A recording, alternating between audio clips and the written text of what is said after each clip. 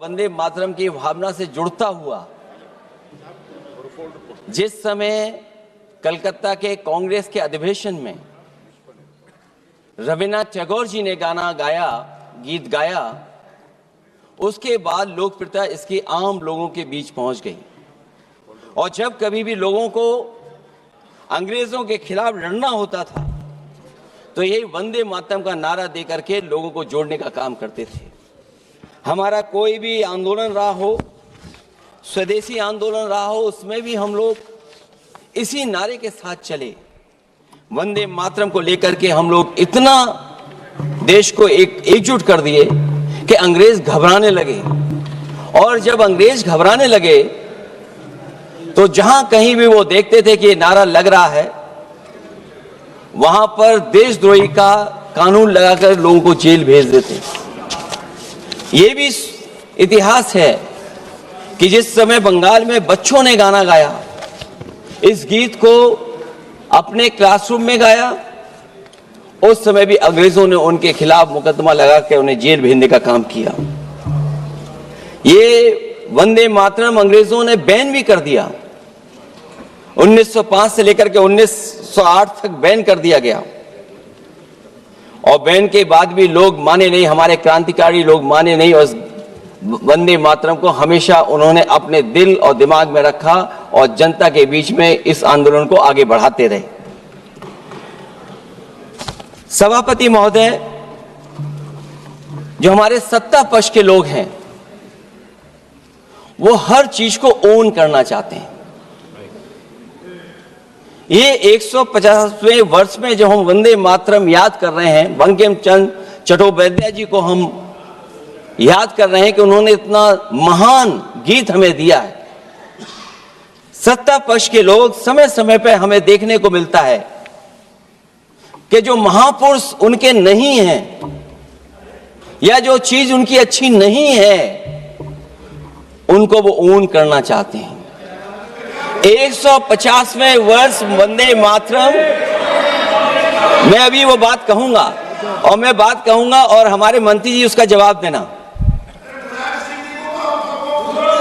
सभापति महोदय, क्योंकि ये बात ओन करने की आ रही है, अपनाने की बात आ रही, तो मैं सभापति महोदय, मैं अपने सत्ता पक्ष के लोगों को याद दिलाना चाहता हूं। सत्ता पक्ष के लोगों की जो पार्टी आज है, भारतीय जनता पार्टी, जिस समय गठन हो रहा था, हमारे मुंबई और महाराष्ट्र के लोग जानते होंगे कि जिस समय गठन की चर्चा थी, उस समय आपके जो अध्यक्ष चुने गए थे, उनको जो भाषण देना है उस पर भी बहस चल रही थी।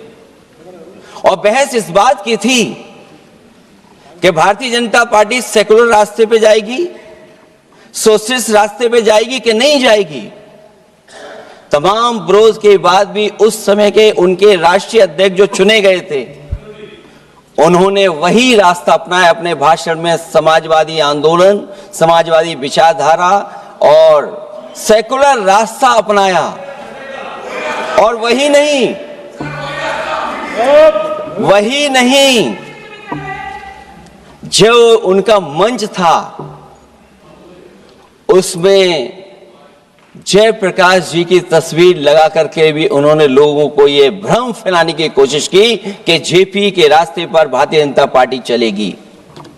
बताएं माननीय मंत्री जी, आप कितने सेकुलर हैं आज, कितने सोशलिस्ट हैं आज?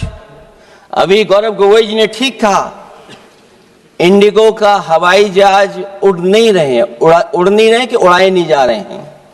उड़ाए नहीं जा रहे। और क्या बात कही गई थी? हवाई कि गरीब भी उसमें चल सकेगा। इसलिए सभापति महोदय, मैं बात दूसरी तरफ नहीं ले जाना चाहता हूं। वंदे मातरम सिर्फ गाने के लिए नहीं है, निभाने के लिए भी होना चाहिए। सभापति महोदय, आज हम आकलन करें, पीछे मुड़ करके देखें कि हम इस वंदे मातरम को कितना निभा रहे हैं।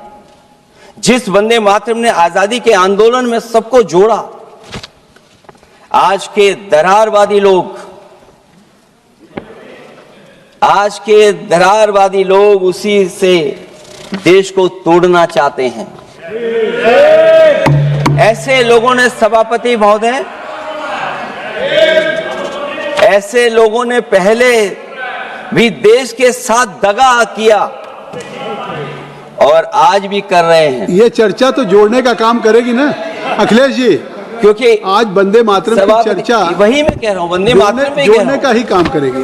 वंदे मातरम कोई दिखावा नहीं है, ना ही राजनीति का विषय है। क्योंकि सभापति महोदय, हम जब ये इनके विचारों से, इनके भाषणों से जब बाहर सुनते हैं तो ऐसा लगता है कि वंदे मातरम इन्हीं का बनवाया हुआ गाना है। जिन्होंने सभापति महोदय, जिन्होंने आजादी के आंदोलन में भाग ही नहीं लिया है, वो वंदे मातरम का महत्व क्या जानेंगे। सच तो ये है कि सरफरोश लोग वंदे मातरम दिल से बोलते थे। उन आजादी के दीवानों के खिलाफ कुछ लोग अंग्रेजों के लिए जासूसी और मुखबिरी का भी काम करते थे। दरअसल ये राष्ट्रवादी नहीं बल्कि राष्ट्र विवादी लोग हैं। जहां विवाद करना हो, कभी अंग्रेज विवाद कर करके, डिवाइड कर करके, डिवीजन कर करके राज किया करते थे। सभापति महोदय, आज भी वही रास्ता कुछ लोग अपना रहे हैं। वो डिवीजन का रास्ता अपना रहे हैं, डिवाइड का रास्ता अपना रहे हैं, दरारवादी रास्ता अपना रहे हैं। इनका इतिहास खंगाला जाए कि इन्होंने आजादी के पहले और आजादी के बाद वंदे मातरम क्यों नहीं गाया। ये सभापति महोदय, आज जब हम वंदे मातरम पे इतनी चर्चा कर रहे हैं, जिस भाव से हम लोग यहाँ बैठे हैं, कम से कम ये भी खंगाला जाए इतिहास में कि वंदे मातरम कुछ लोगों ने कब गाया। उन मुखबरों से ये सवाल पूछा जाए कि स्वतंत्रता के बाद भी उन्होंने अपना गीत क्यों बनाया। उनकी एक रंगी सोच ने तिरंगा क्यों नहीं फहराया। वंदे मातरम सियासत के झूठे राष्ट्रवादियों के लिए नहीं है, गलत लोगों की गलत मंशा पूरा देश समझता है। और केवल यही नहीं ओन करते हैं, कभी कभी भारत माता का जो चित्र है, जो पेंटिंग कभी बंगाल के महान लोगों ने बनाई थी,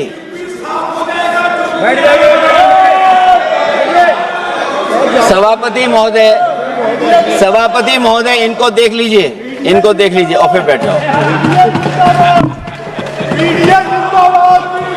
सभापति महोदय, राजभर जी आप बैठिए, आपके नेता बोल रहे हैं। सभापति महोदय, वंदे मातरम का भाव ये भी था कि कम्युनल पॉलिटिक्स नहीं चलेगी और कम से कम हमारे उत्तर प्रदेश के साथियों ने कम्युनल पॉलिटिक्स को अंत किया है वहां पर जहां से कभी इन्होंने शुरू की थी। और सभापति महोदय, वंदे मातरम एक भाव के रूप में हमारे अंदर बसा है। चाहे उसके शब्द न याद हो, चाहे अर्थ न मालूम हो, चाहे पूरा याद न हो, उस सच्चे भारतीय के अंदर देश प्रेम की भावना जगाने के लिए इसके दो शब्द ही काफी हैं।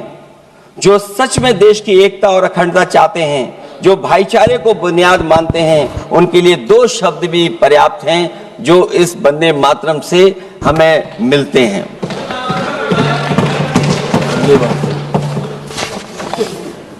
दूसरा किस्सा सुना दो अध्यक्ष महोदय। सभापति महोदय, इनका इतिहास खंगाल लीजिए, पूरा निकाल लीजिए। चुनावी सभाओं में कभी बाबा साहब भीमराव अंबेडकर जी की तस्वीर ये लोग नहीं लगाते थे। ये बात अगर सही हो तो बता दो। और ये तस्वीर कब लगाना शुरू किए? इनका एक सहयोगी साथी संगठन, जिस समय समाजवादी पार्टी और बहुजन समाज पार्टी ने मिलकर के इन्हें उत्तर प्रदेश में हरा दिया था, उसी दिन के बाद से बाबा साहब भीमराव अंबेडकर की प्रतिमा और तस्वीर लगाने लगे।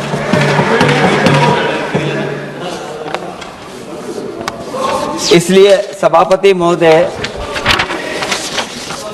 ये वंदे मातरम केवल गीत नहीं है, गीत के साथ साथ आज हमें ऊर्जा भी देता है। उस समय क्रांतिकारियों को ऊर्जा मिलती थी, एकजुटता का नारा था, हम साथ लेकर के चल रहे थे सबको, और देश के सभी लोगों ने जाति धर्म को भुला करके एक साथ मिलकर के वंदे मातरम के सहारे अंग्रेजों को भगाने का लगातार कोशिश की, और अंततः परिणाम ये हुआ कि जब देश जागा, वंदे मातरम के साथ साथ जय हिंद का नारा, इंकलाब जिंदाबाद का नारा लगा करके अंग्रेजों को इस देश से भगाने का काम किया।